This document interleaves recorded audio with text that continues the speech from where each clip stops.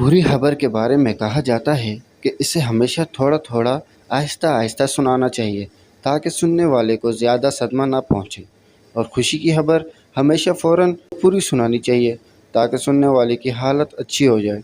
यह formula America के एक सेल्समैन डोड ने अपने छोटे भाई जेम के लिए भी इस्तेमाल किया। जिम छुट्टी पर घर वापस आया तो इसे बस स्टॉप पर लेने के लिए पहुंच गया। जेम ने पूछा, भाई मेरे पीछे घर में खैरियत रही? ड्यूड ने कहा, हाँ सब ठीक ठाक है, बस तुम्हारा कुत्ता मर गया। जेम ने पूछा, कुत्ता कैसे मरा? ड्यूड ने जवाब दिया, उसने तुम्हारे घोड़े का जला हुआ जहरीला गोश्त खा लिया था। जेम ने हैरान होकर पूछा, घोड़े का जला हुआ जहरीला गोश्त? क्या मतलब? कुत्ते को ये गोश्त कहाँ से मिला?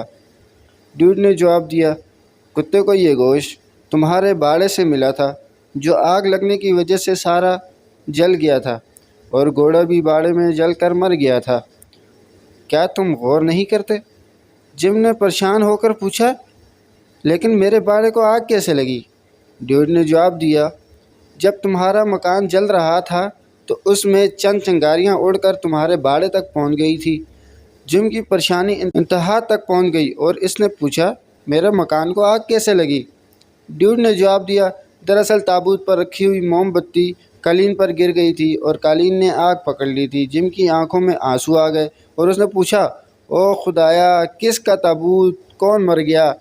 ड्यूड ने जवाब दिया, कौन क्या मतलब? तुम्हारी सास मर गई थी यार। जिम के मुंह से चीख निकल गई और उसने पूछा, लेकिन मेरी सास कैसे मर गई? वो तो अच्छी भली थी। ड्यूड ने जवाब दिया, तुम्हारी सास दरअसल सदमे से मरी। जिम ने हैरत से इसकी तरफ देखा और पूछा, क्या सदमा? ड्यूड ने मुंह नीचे किया और आहिस्ता आवाज़ में बोला, दरअसल तुम्हारी बीवी बच्चों समेत घर से भाग गई थी।